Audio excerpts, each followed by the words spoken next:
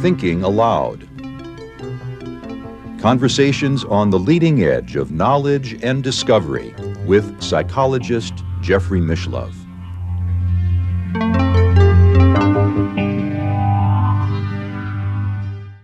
Hello and welcome. I'm Jeffrey Mishlove. Today we're going to have an open-ended conversation with my friend Lori Lambert Williams. Lori has been teaching remote viewing for many years. She is the author of Boundless, a practical guide for remote viewers, as well as a book on monitoring the remote viewing situation, which is useful for remote viewers and also for intuitive practice in general. Lori lives in Mountain Air, New Mexico, but she's here with me in Albuquerque today. Welcome, Lori. Thank you so much, Jeff. I always love coming and talking with you. It is a great pleasure for me, and I hope we have many more conversations. This is an open-ended conversation. We're going to start out with a topic that you've suggested, fear. And it's a good topic because we live in an era in which more and more people seem to be fearful. And a good example of that is the spread of conspiracy theories. Yes, it is very much. And one of the reasons that it came to me to talk about this today is because I received a letter this morning from a woman who said, "Things are getting so scary, I just want to hide." And it just really touched my heart when she said that, because I get a lot of letters from people who are frightened. They're frightened by the news, all the things, climate change and the conspiracy theories, and the weather around the world is frightening, just all the different things that are happening, and violence and crime and politics and all these things that we face on a daily basis. And so in my teaching of CRV, controlled remote viewing, and associative remote viewing, and extended remote viewing, one of the things I like to do is uplift the students and empower them to help uplift others. They say if you can reach 1% of the population, you can reach critical mass, right? And we can raise consciousness for the whole planet. And so that's my vision, is to help people. I mean, we may be little cogs in a massive universe that's really a kind of unimportant in the bigger scheme of things. And maybe what we're experiencing right now is just part of the evolution of the universe itself. And so we don't have to get too scared. I happen to know that the statistics bear you out. Anxiety is high, suicides are high, depression is high, obviously mass shootings now have reached proportions that we've never heard of before. Fortunately, we're not in a world war. I mean, Things could be worse. We're not experiencing the kinds of things that happened in the last century: mass starvation, revolutions shaking the world. But in spite of that, it's affecting people's health. It really is, and we're seeing the rise in things like autism in children. And higher incidences of children reaching puberty much younger. Mm-hmm. Just, odd things in our evolution. And so people want to know, what can we do? Or what should our attitude be? Or should I be afraid of this? Or should I be afraid of that? And so I just like to help people step back for a moment, take a breath, and think about this very second that we're sitting in right now, this moment. In this moment, we're in your beautiful home, and we're comfortable, even though it's very hot outside. We have enough to eat. We're safe. There's so many things to be grateful for in this moment. But so often, we cause ourselves extra suffering because we're spending our mind time either in the future, fear of the future, or in the past and regret or remorse over the past, instead of just staying right here. And I find that there's so many parallels between the idea of trying to deal with constant uncertainty and controlled remote viewing. How is that? Because when you start a remote viewing session It's as if you are suddenly waking up in a pitch dark room. And, we get a lot of our security from knowing where the floor is, where the walls are in relation to us, right? Where we sit in time and space. But when you're doing a remote viewing session, the first thing you find is you are appearing somewhere that you have no idea where you are. And even though I don't mean to indicate that we're leaving our bodies or anything, but even mentally, CRV causes you to face your deepest insecurities. We were all raised by parents who wanted us to be perfect and, expected the highest marks. And we were raised with ideas of success and failure, correct versus incorrect and all those things. So we are hard on ourselves now. Many of us no longer have our parents to criticize us. They've passed on. And yet that little voice in our heads is always like, you better get it right. And so I found that with my students and with myself when I was first learning to remote view, you have to face this deep insecurity. I'm showing up. I have no idea what this is. I might get it right. I might get it wrong. I'm in the pitch dark. I don't know where I am or what's going to happen. If I write anything down, it might be wrong. What do I do? So one of the first things I like to teach my students is something that it took me years to find out, but once I did, it was so freeing. And not only was it freeing as a remote viewer and helped my remote viewing, but it was very freeing in life.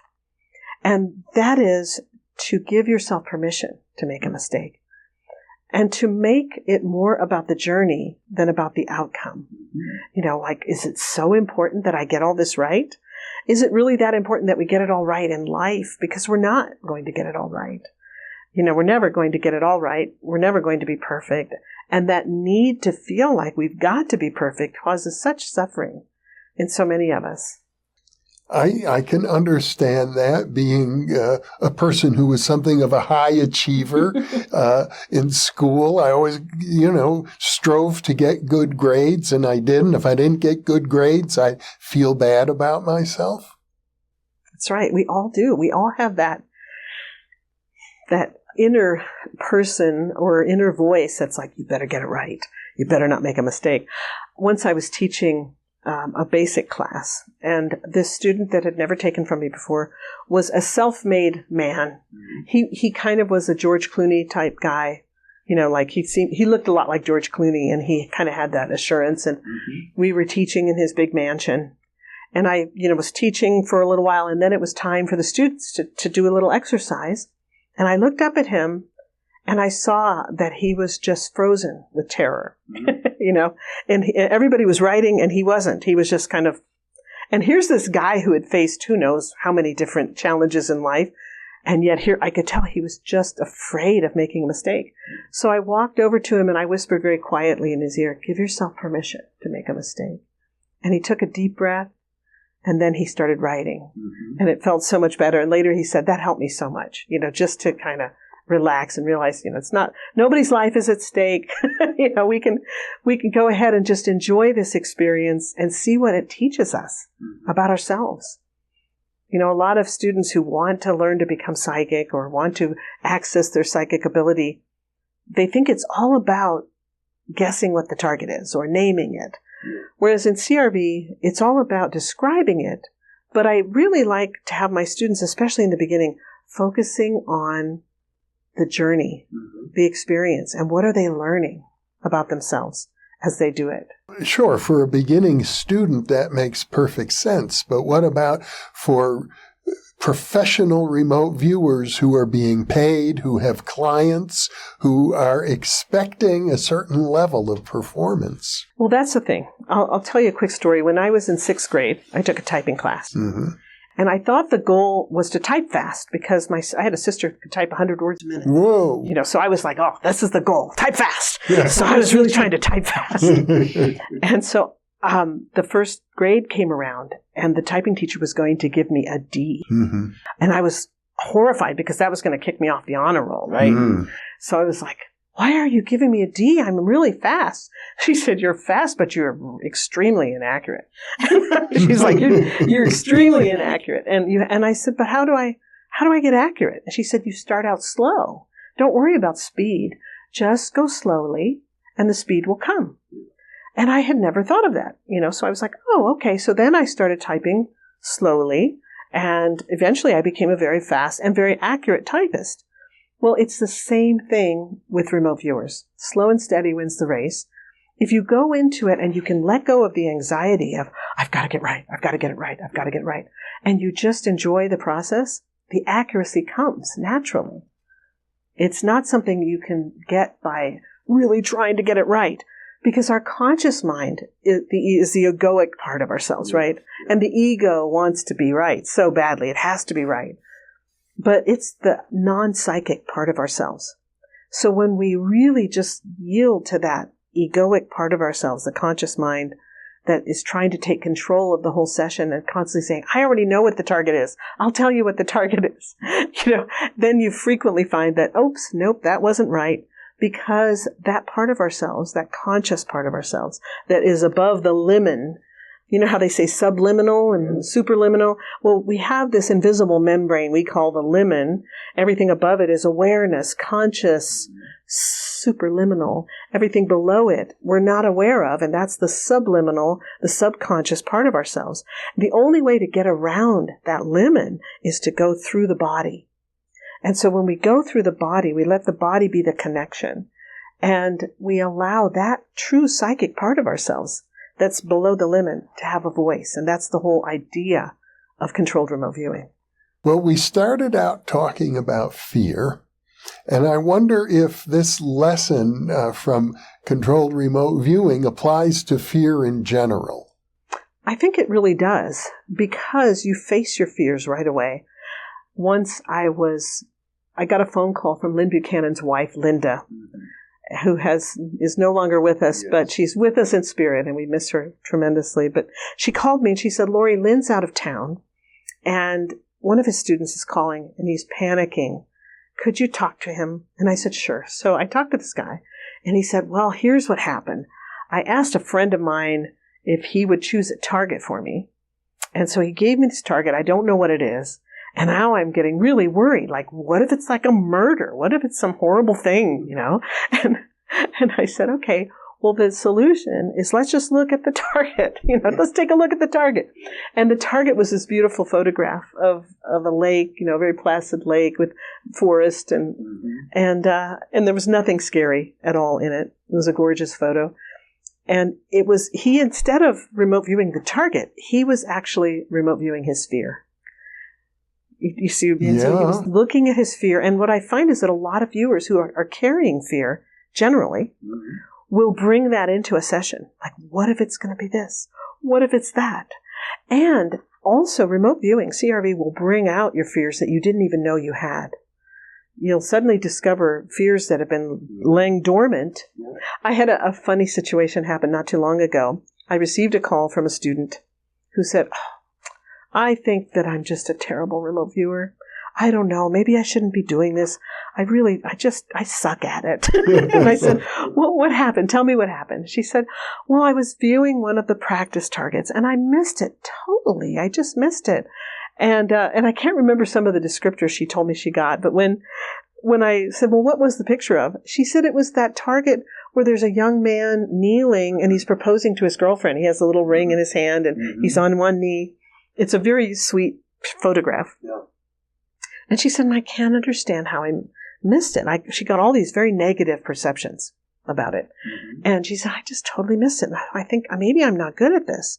And I said, well, is there anything about a man proposing to his girlfriend that you would have a reason to reject or not feel good about?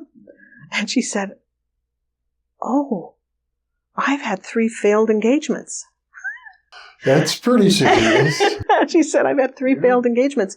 So subconsciously, she reacted poorly to that target. Even though to anyone else that's, oh, what a sweet target. That would be a great target for remote viewing. For her, it wasn't, because it brought up these issues with failed engagements. And so it's really fascinating to me how the subconscious mind is so tapped in and how we can get to know ourselves in a much deeper way through our reactions to a target. I once had a surgeon in a class, and she was from Russia. And you know that a surgeon has had people die on the operating table and has had to deal with death. So she's in a basic class and she begins crying. And so I go up to see why she's crying. And she said, "Oh, no, please. Don't worry about me. I always cry when I do psychic work." And I said, "Why? Why do you cry when you do psychic work?" She said, "Because I cry for all the little dead babies." So I was like, okay. Now let's take a look at your target. I don't see any dead babies in your target. So I said, "So why are you crying about dead babies?" And she was like, "Well, it's just something I do with every time I do this kind of work." And I said, "Well, you don't need to do that anymore. Just stop doing that." She went, "Oh, okay." And then she never did it again. She just, it's just like all this emotionality. Now, I think in some cases we have people who are rather drama queen-like, maybe just need to have that drama. In other cases, maybe it's just latent fears that have been buried so deeply. And I think you and I have discussed before how I had this latent phobia of heights that I didn't even know I had until Lynn began giving me height targets. Lynn Buchanan, my mentor, he started giving me height targets and he realized I was afraid of heights. And then when he asked me, "Are you afraid of heights?" all these memories came rushing in of times when I had just been paralyzed with fear because I was high up. So I became desensitized to heights through the remote viewing process. And then I thought, wow, this could help a lot of people get over fears and phobias. Fears of spiders, fears of snakes, fears of water. I have a lot of students who have a fear of water that they didn't really think about until they had water targets, that they started having a problem with. Well, it's an interesting thing that you said to the woman who was, if I remember which one it was, I think the engagements or one of the others, you said, "Get off of it." Yeah, just knock it off. Yeah. It was the surgeon who was crying every time she did it. Oh, right, the crier. The crier over the dead babies, the imaginary dead babies. Two things I think is very interesting that people can let go. It's not necessarily a hard thing to do. If you make up your mind, I'm going to let go of that. Yeah, exactly. Yeah. Just let go. Kind of like that scene in that movie with Cher where she slaps the guy and says, "Snap out of it." He tells her he loves her. She's like, "Snap out of it." That always cracked me up. But I tend to actually be a very gentle, compassionate teacher. But at the same time, I like to be very direct and straightforward with the students. And, I remember we have a lot of mantras in CRV. And the common mantras are things like describe, don't identify. Always move down the page. We have these certain things we say repeatedly. Yeah. But I came up with a few Lori mantras, some of which I probably can't say on your show. No, you can. I can say anything? You can. Good. You can say anything at all. Well, one of the freeing things that happened to me, I was so uptight about making mistakes and so afraid, and it was holding me back in my progress as a remote viewer. And one day I had a paid project. And you were asking about, what about professional viewers? So I had it was like I was in the early days and I was one of my first paid projects or one of the early ones. And I was very nervous. Like, what if I blow it? Someone's paying me. They trust me. They expect me to be good. What if I blow it? And then I had the thought, just make shit up. And just trust your subconscious that it will be giving you the right information. Stop doubting yourself and start trusting yourself and just give yourself permission to make shit up. And so I just started doing that, and that's become like among my students like a Lori mantra. Make shit up. Just make shit up. And the thing about it is it sounds heretical in the idea of having accurate remote viewing. But that's the thing is it's controversial, but it actually leads to accuracy. It's a good way to get past feeling stuck. Exactly. When we get, in fact, I do this little thing, a short little video every week for my students. It's called Your PRV Moment, and I've recently started putting them on YouTube, so they're free for anybody who wants to see them. But we call it Your PRV Moment because now we're calling it practical remote viewing for certain people. The video versions of my classes we call practical remote viewing, but it's the same thing. It's controlled remote viewing.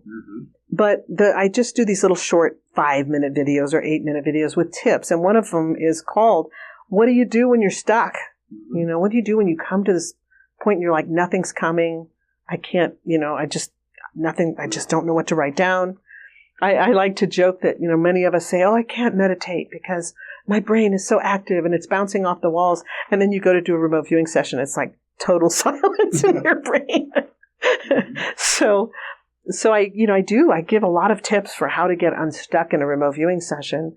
And as I'm getting older, I guess I'm getting more philosophical, but I'm really thinking about how there is such a parallel in life to controlled remote viewing and everything we learned there versus life itself and what we're learning.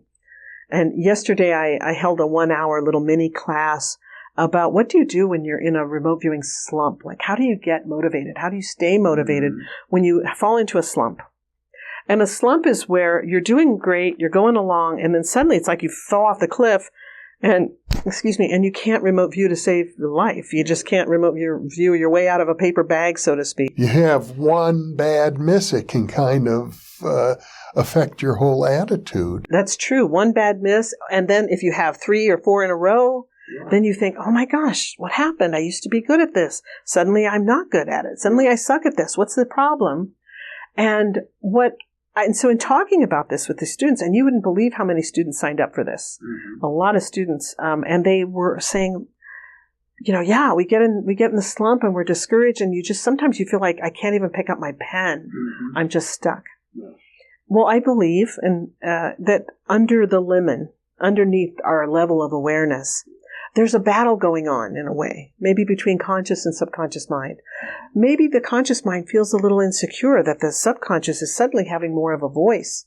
And so it's like this insecurity is there and, oh no, what do I do? And so I started talking about how, look at the slumps we have in life. We hit slumps. We have cycles in life. You have cycles where you're super energetic and cycles where you just have no energy to do anything.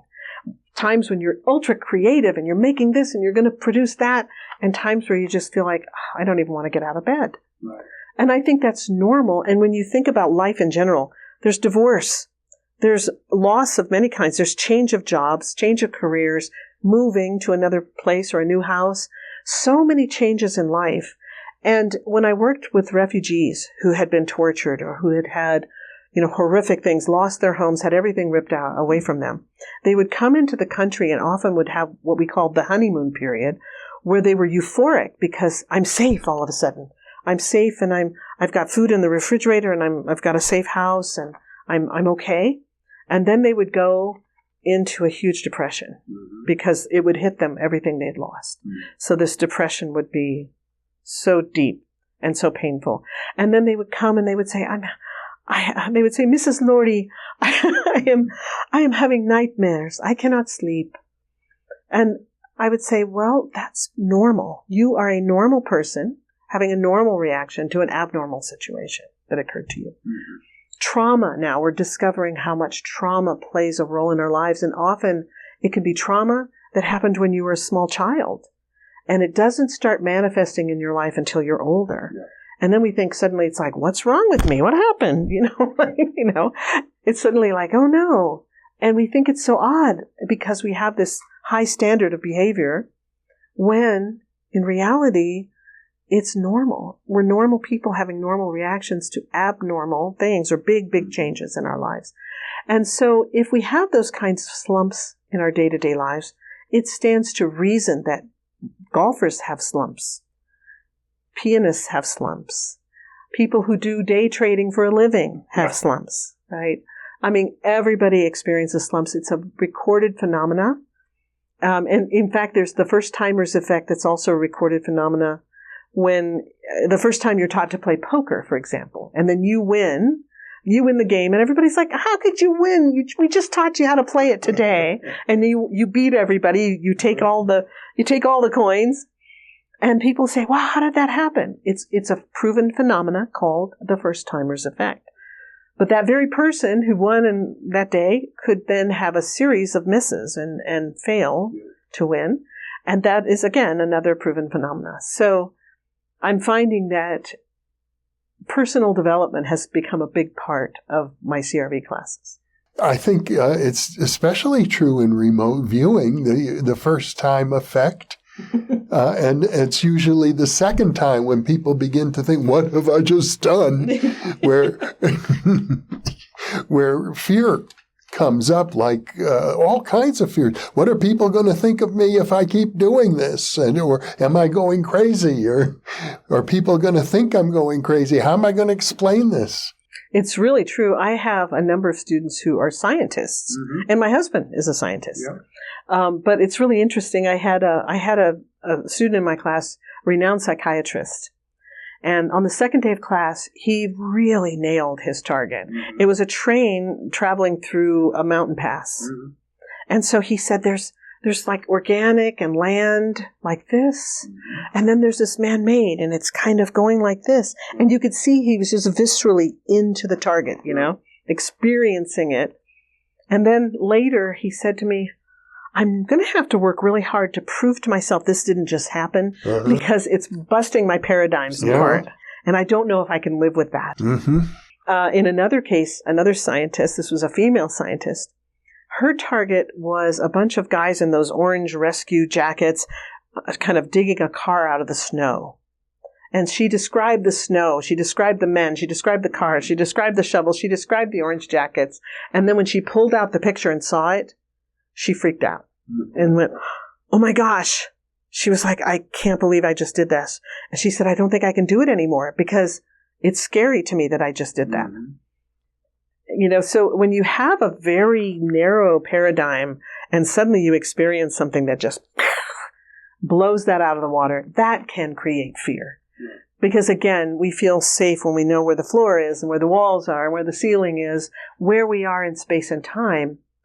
And that can shake our reality. Well, and I'm under the impression that the whole point of CRV is to get people to move beyond that fear, to be able to do things on a regular basis that they could easily do the first time. Exactly. And to make it a part of your daily life. I love teaching quick ways that people can use their psychic ability during the day, just fast little things they can grab. One of my favorites is how to pick gifts. I have a hilarious gift story where the first time Jim ever bought me a gift, it was cow underwear. Jeffrey, it was cow underwear.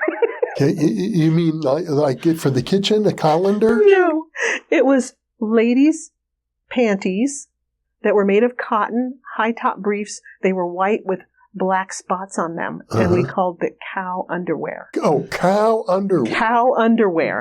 So he, we were just starting to date, and it was my birthday, and he said, I got you a little gift, and I opened it, and it was cow underwear. I see. And I looked at him, and he looked like aghast. He realized, I think this might have been a faux pas. And I said, let me help you out here. I said, first of all, never buy a woman underwear, especially a woman you don't know really well. And secondly, make sure that if you ever get anything from me, it sparkles. It doesn't have to be expensive. It could be a card that's sparkly with glitter on it. I love anything that sparkles, so you can't go wrong if you get something that sparkles. And he was like, okay. And we always laugh about the cow underwear. He's like, it's a miracle that you married me after the cow underwear debacle. But he's just the greatest guy ever. I just adore him. But it's so funny because then how can I say this? Then I ended up learning this technique where you have a gift to pick out. So, for example, this necklace that I'm wearing, I bought this for my mother. And we were in this jewelry store, and this designer named Eric Andrews designed this, and he had all these beautiful necklaces. And they weren't that expensive. They're Swarovski crystals. They're not diamonds or anything. So I laid out all the ones I thought she might like, and I had them in a row. And then I said, okay, the one of these that Mom will like the best will feel warmer than the others. So again, this is using the body to allow the subconscious mind to communicate. And so then you just do it super fast. You don't second guess. You just go like that fast. That's how long it takes. And I chose this one, and she adored it. She absolutely loved it. So when she died, I got it back. But I did the same thing when my son, after much work and after going through a divorce, a remarriage, new babies, all kinds of things, he, while working full time, got his nurse practitioner's license. And so to reward him, to show him how proud we were of him, we wanted to buy him a very nice watch. So we go to this jewelry store, we explained the qualifications of the watch, and this woman said, we have several of those. And she laid them out on this velvet cloth. And they were all gorgeous. Every one of them was gorgeous. And the one I liked the best was copper, was a copper color. But I thought, what if he doesn't like, not everybody has my taste. What would he like? So I quickly took a photo and sent it to his wife and said, which one of these do you think he would like the best? She had left her phone in another room, so she didn't answer me immediately. So I said, okay, whichever one he would like the best is going to feel warmer than the others. And I passed my hand over and picked one. And then Jim walked up and said, I'm going to say whichever one of these he would like the best will feel warmer. And he chose the same one. Then the text came through from his wife saying he would like the second one from the right, which was the one we had both felt was warmer. Meanwhile, the woman waiting on us in Amarillo, Texas, was about to make the sign of the cross and run out of the building because she thought we were witches of some kind. I tried to explain to her that it's actually based in brain science, this technique. She wasn't buying it, but well, it's a technique I imagine that you learned from your days practicing hypnosis. No, actually, this was something that I learned in studying associative remote viewing with Lynn Buchanan. Okay. And but the hypnosis I started studying much later after I had become an advanced remote viewer. A professional. That's what actually got me interested in teaching, in learning hypnosis and practicing hypnosis, because the mind is so suggestible.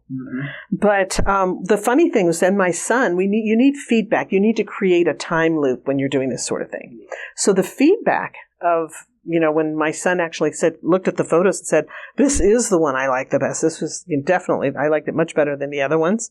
That's your feedback, right? That says, okay, I made the right choice. But the interesting thing is when we teach retrocausality. Say retrocausality. Retrocausality or causality. Causality. I always say causality. All right. Anyway, the way this works, though, is you can have something here in the future that is actually creating the moment in the past. So when I'm passing my hand over it and I say, this is the one he would like best, is that because he actually said, oh my gosh, this is the one I like best. And I was really excited by the fact that he liked it the best. And we had this moment of temporal attraction where we're like, yes, that's so exciting. And that actually feeds back through the past and causes me to choose that one. We did an earlier interview on time travel and remote viewing. So this is something along those lines. It is. Well, I find time is really, really exciting. And it was so funny because just before coming here, we were at Cottonwood Mall. While our car was getting the oil change, they took us to Cottonwood Mall. And I walked into the store and I saw this necklace, and it was made of these concentric rings, and they were movable. There were 3 movable rings, and in the center is a tiny little, what do you call that? The hourglass. A tiny little hourglass in the center with sand in it. And so I picked it up and I said, oh, this is really interesting, because the 3 rings represent yaw, pitch, and roll. You know how airplanes and aeronautics, we have yaw, pitch, and roll, and that's yaw, pitch, and roll in space, right? But the 3 rings with the hourglass in the center represent yaw, pitch, and roll in time, because time is holographic and it's all around us. And so this little necklace represented that. So I bought the necklace because I thought, oh, this is just too cool. It wasn't expensive. But the funny thing is the woman who was selling the necklace, who owned the store, she was totally flabbergasted by my explanation of the meaning of the necklace. She was like, oh my gosh, I have 2 master's degrees and I would have never thought of. Well, how do you translate yaw, pitch, and roll in space to a time reference? Well, because many people think of time as being consecutive. Yes. This minute, the next, it's linear, right? It's linear and consecutive, when in reality, time is happening all around us in every direction. Yeah. And it's happening simultaneously. Now, years and years ago, when I first discovered that time wasn't what I thought it was, I asked Lynn, explain time to me. And he would start explaining it, and then I would just be confused, and I would say, wait a minute, explain it again. But then, he always said, it's something you almost have to experience to really understand it. And I have found that to be true.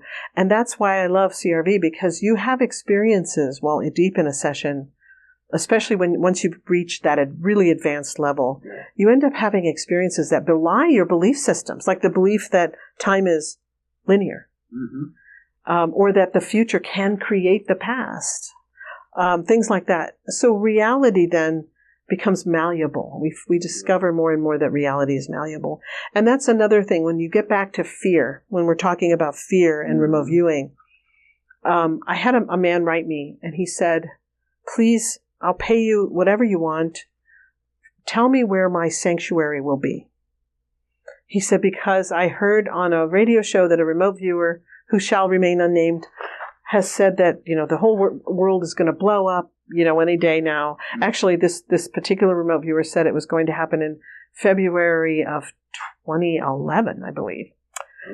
This terrible disaster. Yeah. But so this man was saying, please, where is my sanctuary? Where will I be safe from this coming disaster? Yeah. And he was actually living in Ecuador, this man. And I said, actually, I think you're doing great in Ecuador. Stay in Ecuador. But the thing is that it was fear. And I get letters from people all the time who are really afraid. They're afraid of what's coming. Where will they be safe? I've written a number of blogs about how to choose the perfect location, how to choose careers, ways that you can do remote viewing things for yourself. Because a lot of people want that. They want to be able to do it for themselves and not be dependent on having to hire someone to do it for them.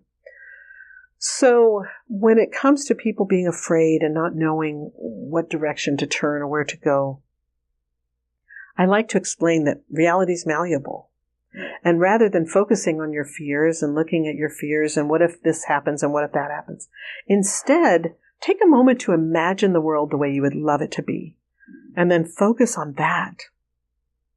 And see if you can manifest in your life the reality that you would like to be having. That you would like to be happening. That would be the key, is to really focus on what do you want. I like that word, manifest.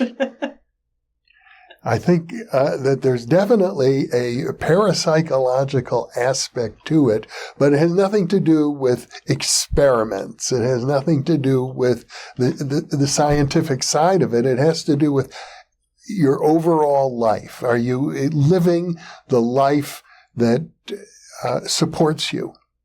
That is so true. And manifestation is really not difficult when you really put yourself into a place of abundance. And I think a lot of people misunderstand what abundance means. And because of that, many are living in scarcity and lack. And I don't mean just financially. I mean, I have been guilty of, for example, trying to cram too many things in a short space of time. Like first I'm going to do the laundry, then I'm going to mop the floors, then I'm going to wash the dishes, then I'm going to do it all in an hour. Yeah, there's never enough time in the day to get everything done. Exactly. And we think we have to get everything done in this specific time frame. And really, that's living from scarcity and lack. There's not enough time. I have to get more done. It's 10 p.m. I can't go to bed yet. I have to get this next thing done. It's all that's coming from scarcity and lack. Whereas when in abundance, we know we have enough time. We know that if I don't do something today, it's okay. It can happen tomorrow or the next day. It doesn't have to happen immediately. And we also kind of relax into the flow of things. We don't let other people's emergencies move us. Because we just, I mean pseudo emergencies. I don't mean a real emergency, but I mean like, oh my God, I need this today. Please get it to me immediately.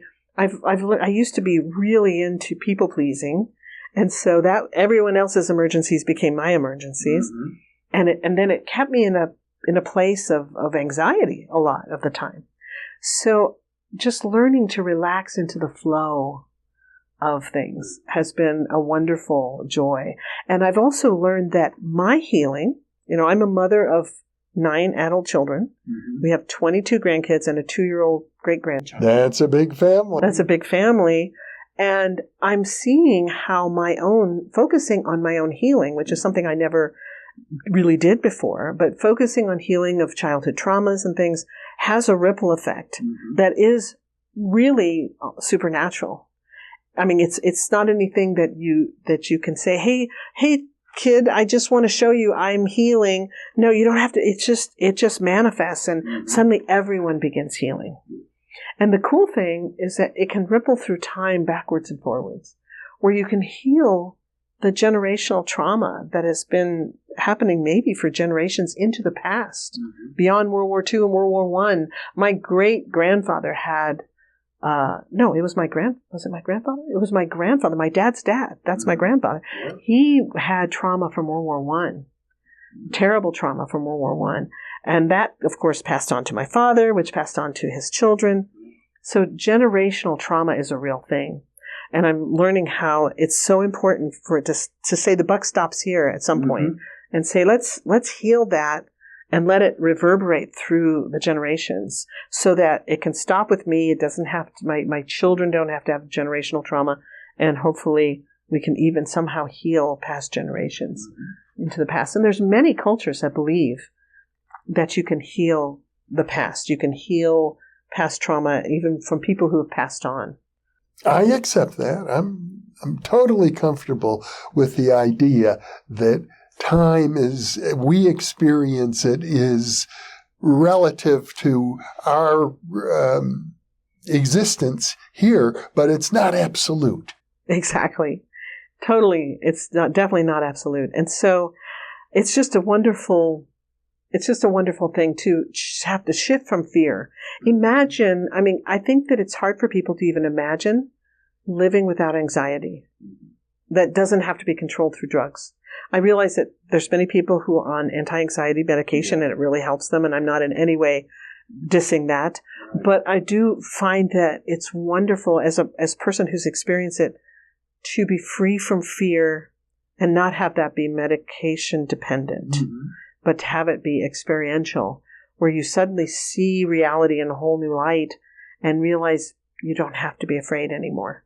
That there's a grand design to all of this, and we're tiny cogs in this massive machinery that is moving just as it's supposed to move, and that everything is happening just as it's supposed to play out. I like that idea. In fact, I subscribe to it. It seems weird. People will say, "You mean you think the war going on somewhere that's a good thing?" And I would say, well, at the ego level, no, of course not. But at the level of consciousness, it's good that we have challenges. And we don't know whether we've all come here for a purpose. I had an experience not too long ago that radically changed. No? Recently, yeah. I had an experience where I experienced time happening simultaneously. And I have never been a person, even as a hypnotherapist, if you came to me and said, "Hey, would you do a past life regression?" I would do it because you asked me to do it. But I was never one that really subscribed to it. I was kind of, the jury's out on the whole past life thing, not sure what I believe regarding that, etc. And I didn't ever feel like I needed to examine past lives for any reason. But I recently had this experience with the help of a therapist where I experienced numerous past lives simultaneously. And so I experienced all these past lives simultaneously, but it was like being inside of a hologram, where not only did I experience them and was I experiencing them as now, they were all now. None of them was in the past. This is all happening right now. And I was in this life, and this life, and this life, and this life. It was all happening right now. And as I was experiencing these past lives, I was also seeing this current lifetime and seeing how everything was interplaying and affecting. Everything was all affecting everything, was all connected. Right.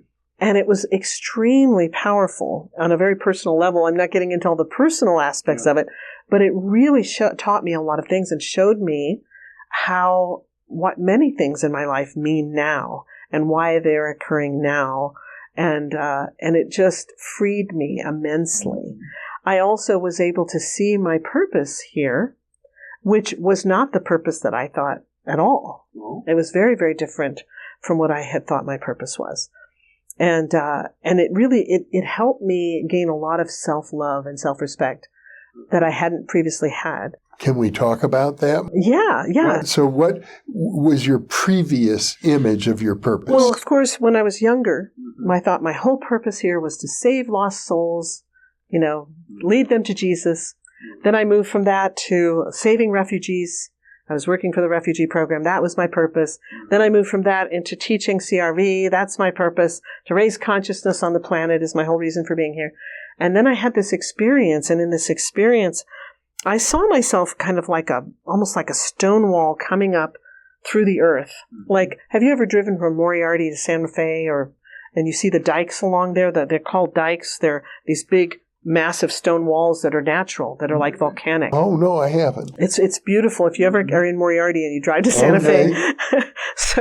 So there's hills, rolling hills, and then you come to this place where in the midst of the hills, it's like teeth. They look like stone teeth. And they're coming up right in the middle of the hills in a big, long line up. And it's a very straight, like a wall, but it's all natural. And it's volcanic. Yeah. And so suddenly I saw myself like that, coming up. And it was painful coming up through the dirt, and it's difficult and it's exhausting. You're coming up and along this, and I realized that I was that wall, and I was stopping generational pain from going any further, so that and then I saw myself coming up like a sculpture, this beautiful sculpture coming up and kind of going into the cosmos. And I was just shown, and it wasn't a verbal thing like you are, it wasn't a verbal discussion, but I just suddenly had this deep understanding that my purpose here, my true purpose, was to heal the generations of my family and to be able to, through my own healing, help my children and my grandchildren to not have to continue this generational pain. So that was very surprising to me, because I had always thought my purpose was raising consciousness, teaching CRV, which of course I love and I am very dedicated to. But I realized that this time right now of healing has been so amazing. I mean, the communication with my children has been just amazing through this process that I've been experiencing. In other words, remote viewing for you, as important as it is one facet of something larger. Exactly.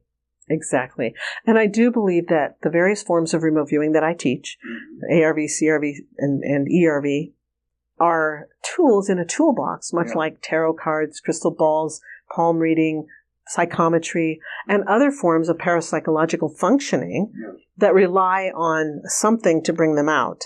And CRV is one of those things, ARV and ERV. They're all tools in our toolbox to help us access the subconscious mind.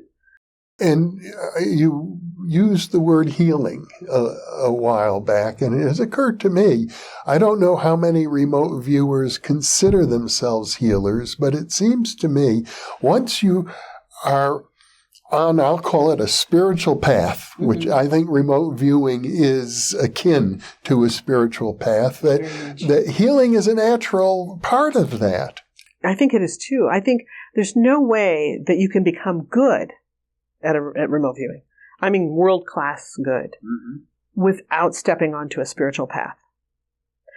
Melvin Riley, who was the first remote viewer, asked to be into the newly formed unit in Fort Meade.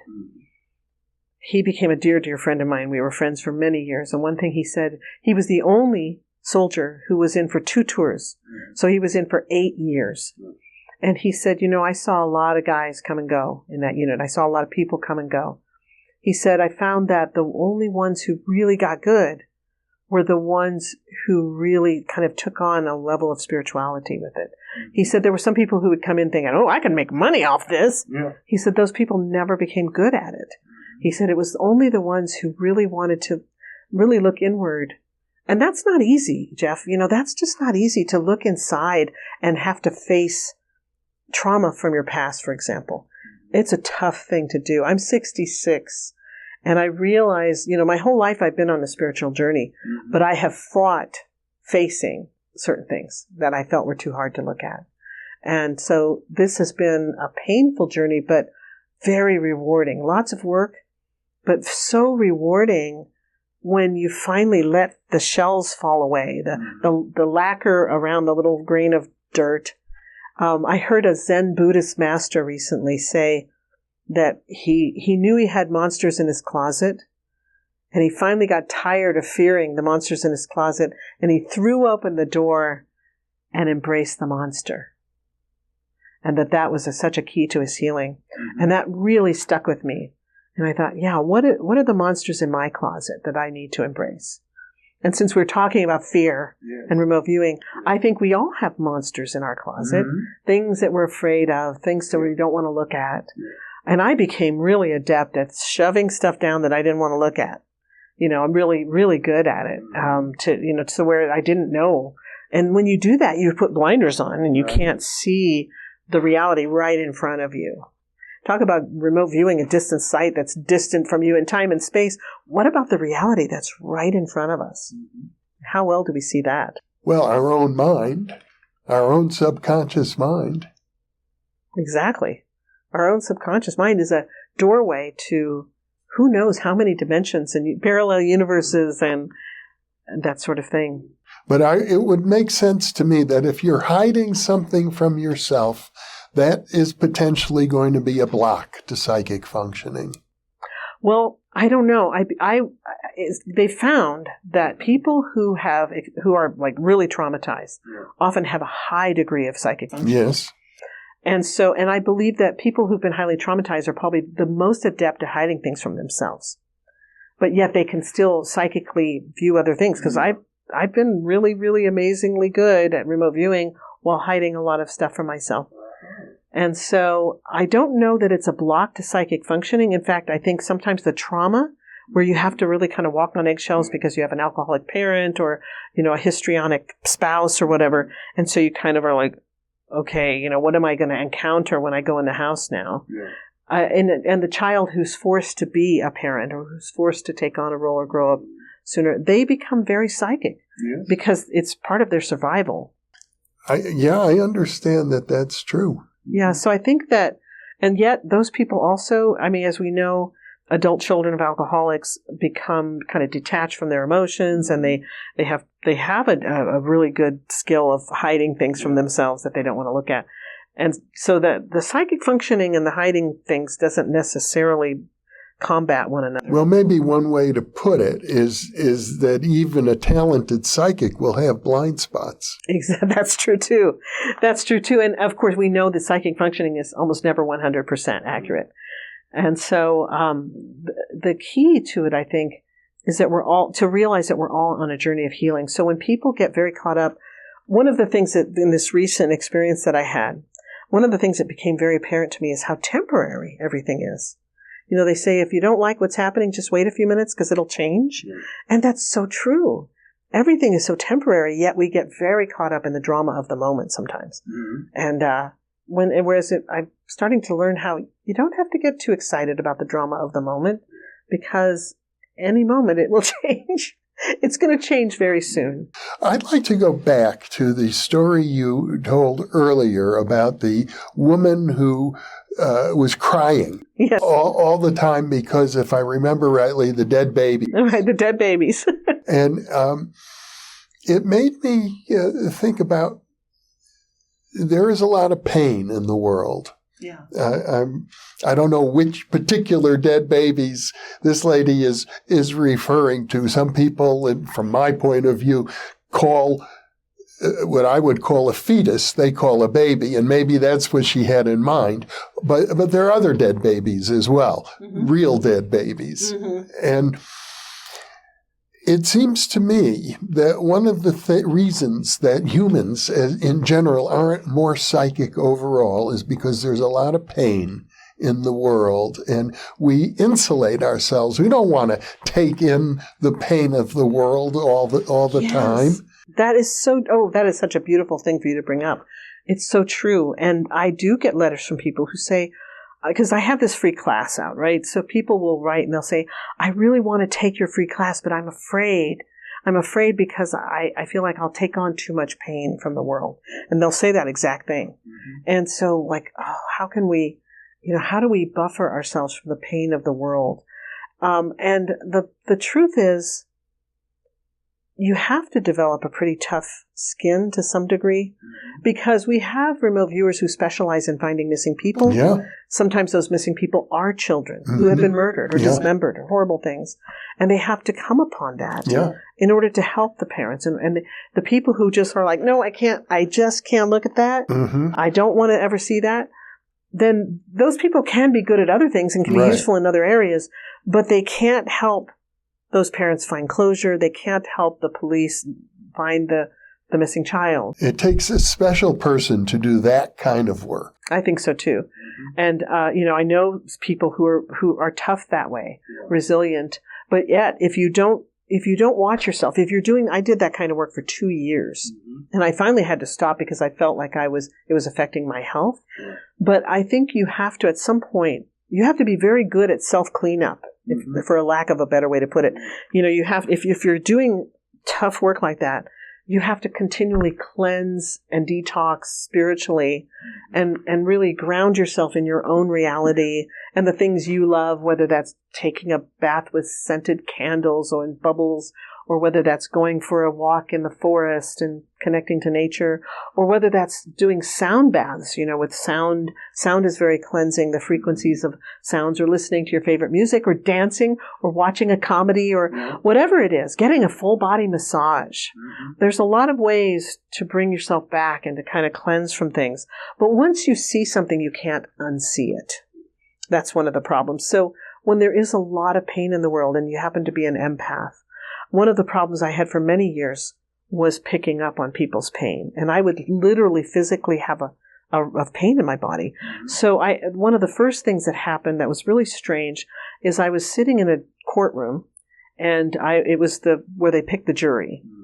What is that called? Jurisprudence? I can't remember the term. Yeah, there is a term for it. But anyway, so I'm sitting in the audience, and they're questioning various people.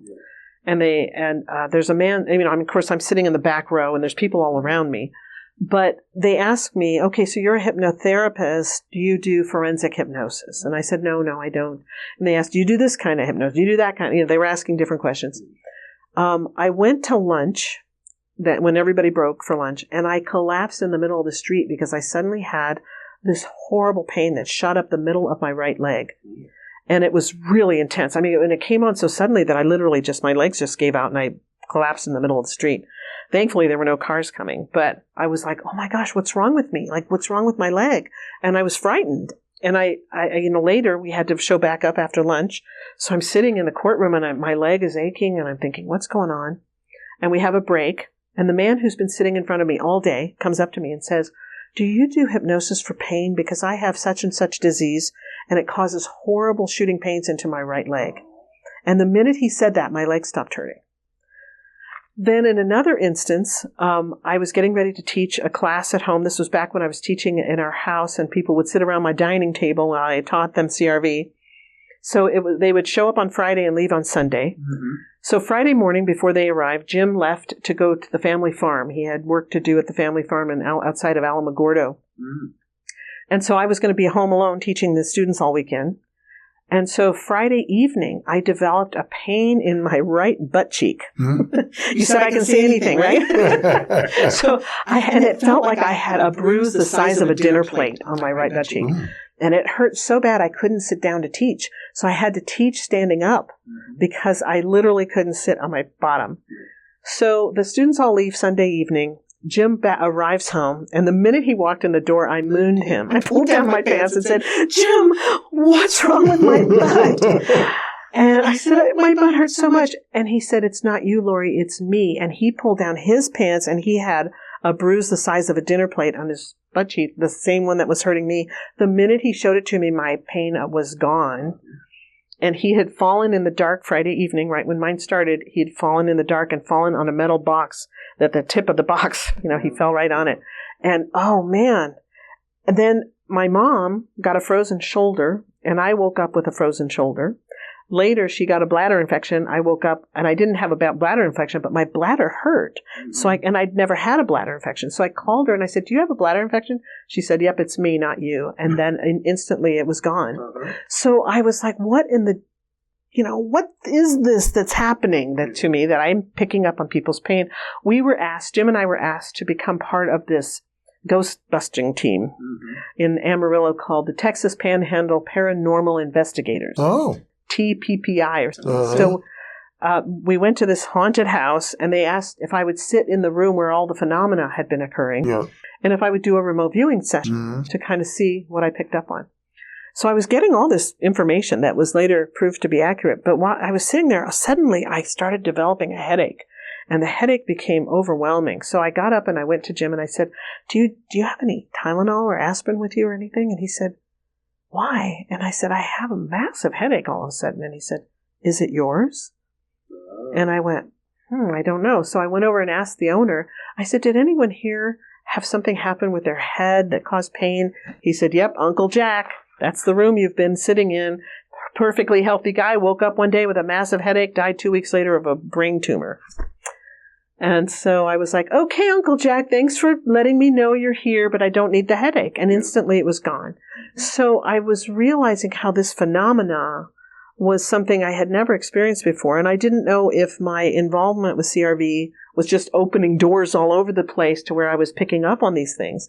But this ties back into what you were saying about how being psychic, are we going to just pull in the pain of the world?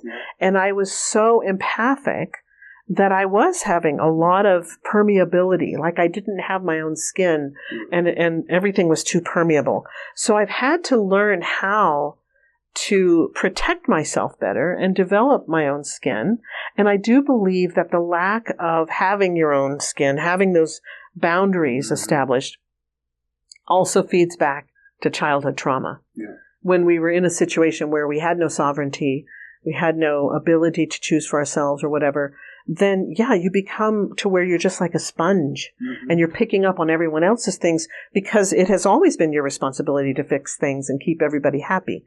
And so many people I meet have been in that situation from childhood. And so that's most of the empaths I meet, that's been their situation, and that's why they're so empathic. And so it takes skill to learn. You have to really learn how to protect yourself so that you're not just taking on all that pain, but you can watch it almost like when you watch a movie. When you watch a movie, you know it's a movie, and you know you're not in the movie, and you're not going to get stuck in the movie. You're just watching the movie. You're an observer, like somebody floating up around the ceiling, just kind of seeing what's happening, but you're impartial. And it sounds cruel, but you have to become impartial and objective, like a reporter reporting a war scene. So the reporters are standing there, there's bombs going off behind them. They can't freak out and start screaming. They have to just be reporting what's happening, right? And that's how remote viewers have to become. We have to be objective observers. We have to report what's happening without becoming emotionally involved in it. And that's probably the greatest skill that a remote viewer has to develop. Beyond everything else, is that ability to report objectively. Well, let's talk about the pain in your butt. Yes. As an example. Okay. Do you think it would be possible if before Jim came home and it showed you, that it was his pain, could you have determined by yourself that it was not your pain? I could have. The thing about it, that's what eventually had to happen. Initially, I couldn't differentiate. This sure felt real to me. And so it was really hard to differentiate. And then a really sad thing happened. I kind of hate to talk about it, but what kind of culminated this whole pain thing was I was walking across a parking lot at this grocery store in Amarillo, Texas. And I suddenly felt like I got hit by a car. There was no car there. It just suddenly, I felt like I got hit by a car. And I was like, what was that? And then I started thinking, God, what would happen if I got hit by a car? I started kind of going off in this train of thought. Then I thought, this is so strange. Why am I thinking, what is going on? And I just, get that away from me. Just stop thinking that way. Well, my dearest friend's son, 14-year-old son, had just been hit by a car. So then I was in the hospital with my friends, and the news media was very involved, and I was the one fending off the news media and talking to the news media and praying with them and being with the family and kind of acting as an intermediary. And I stayed with them for 7 days while he was in pediatric intensive care. But every night they would insist I go home and go to sleep. They'd say, Lori, you have to go home and sleep. So I would go home, but then the minute I would go to sleep, I was in that boy's body. and I was experiencing everything he was experiencing. And one day it felt better, and I went back, and they said, "Oh, he's doing better." And then one night in the middle of the night, I woke up and I knew that he had just passed. And it was torturous for me. And I got up, it was 3 a.m. and I went into our little office, and I was sobbing and crying, and Jim woke up and I wasn't in bed. So he went to look for me, and he came in and he said, "What's wrong? What's wrong?" And I said, "He just died. I know he just died, but I don't know what to do." I said, "Should I go to the hospital right now at 3 a.m? Should I, what if I'm wrong and I'm just showing up at the hospital at 3 a.m? What do I do?" And I was so upset. And he said, "Wait till 5. Go at 5. So I said, "Okay." So at 5 a.m. I went, and they told me he had passed at 3 a.m. And, but the thing was, I was so connected to that boy the whole time that I realized that emotionally speaking, it just didn't feel healthy. It didn't feel like a healthy thing to do. I felt like I was able to help the parents to some degree, but at the same time, it was unnecessary, if that makes sense. I was working once on a plane crash. I was remote viewing this plane crash. They needed to know the source of the accident, like what caused the plane crash. And there was, the plane, when it crashed off the coast of Hawaii. Mm-hmm. And there were some survivors, but they were eaten by sharks, which is a horrible thing. Yeah. Well, this was known information, and it was not something they needed me to remote view. Yeah. So I'm doing the remote viewing, and I'm suddenly on this airplane, and I'm describing everything that's going on in the plane, and I'm in the cockpit, and I'm describing all that. And then I see that the plane's tipping, and all these things are happening. And then the next thing I know, I say, "Oh, Jim, I'm having this image in my mind of people getting eaten by tigers," which is, analogous, of course, to the sharks, right? Mm-hmm. So I'm like, and I'm hearing like flesh tearing, and I'm seeing blood. And Jim knew about the sharks, mm-hmm. and he said, "That is known information. Would you like to move to the man-made and describe?" And he just totally moved me away from that, because he was like, as monitor, there's no need for her to have to be exposed to this sort of gore, Right. And so I think that we need to take care of our psyche. And so as a teacher of remote viewing, I always want to make sure that my students are well cared for, and that I'm not giving them traumatic targets, mm-hmm. And yet at the same time, as they're building their skills and they're getting better and better and heading towards that professional level, which is happening more and more, Jeff, we're seeing such a phenomenon of students who are just making it all the way through, mm-hmm. and becoming professional level. When that happens, of course, they have to gradually build their ability to handle more emotional targets. So we choose targets that have some emotionality to them, but maybe no death and dying, to kind of gradually get them more used to things. Like, for example, the miracle landing on the Hudson. Mm. That's a wonderful target. Right. Nobody died, right. But it had to be scary, yeah. And so that's a good target to kind of help people kind of go, okay, So you're suggesting a balance is necessary, a certain degree of openness to the pain of the world, but at the same time, an ability to protect oneself nevertheless. Exactly, and to maintain objectivity, mm-hmm. so that you can report clearly, the who, what, when, where, why, and how of anything is, that's what makes you a good journalist, right? Mm-hmm. And we all have to be journalists. Remote viewers have to be good journalists.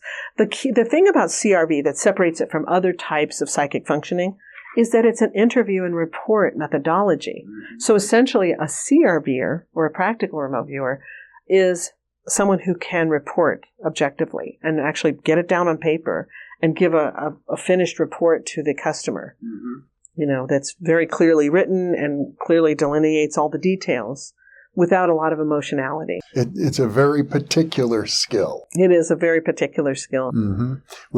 It distinguishes it from just general metaphysics or general psychic functioning.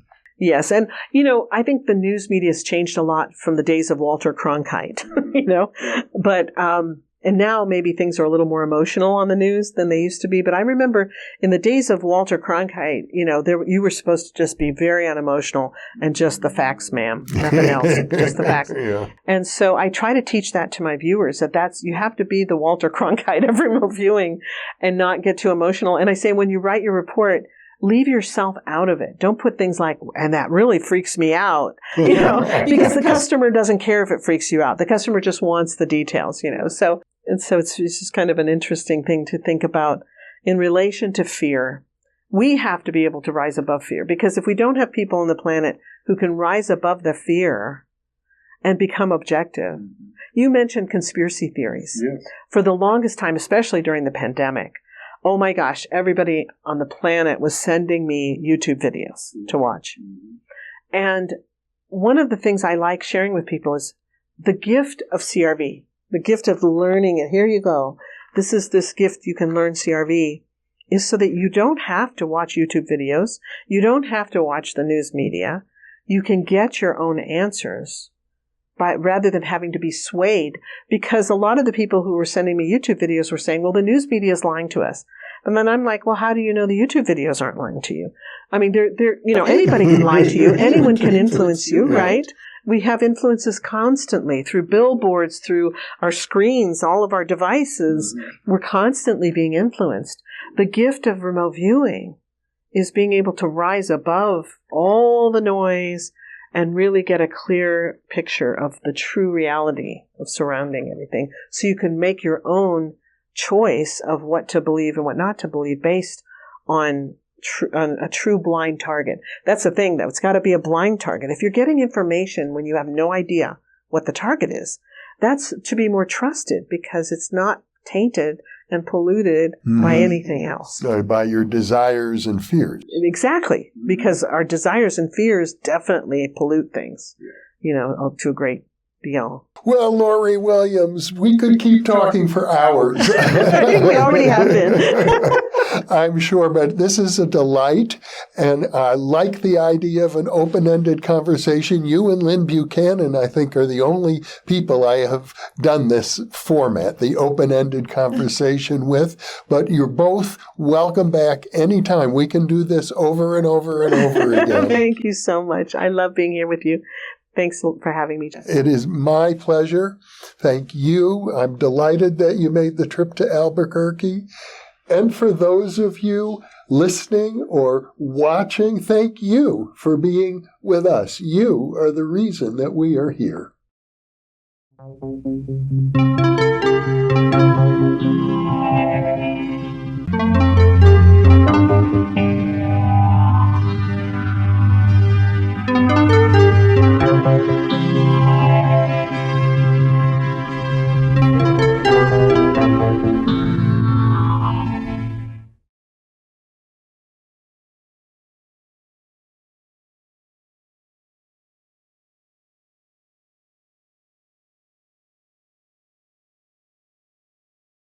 I imagine that by now, many of you already realize that in conjunction with White Crow Books, we've just launched the new Thinking Aloud Dialogues book imprint, and our first title is There Life After Death?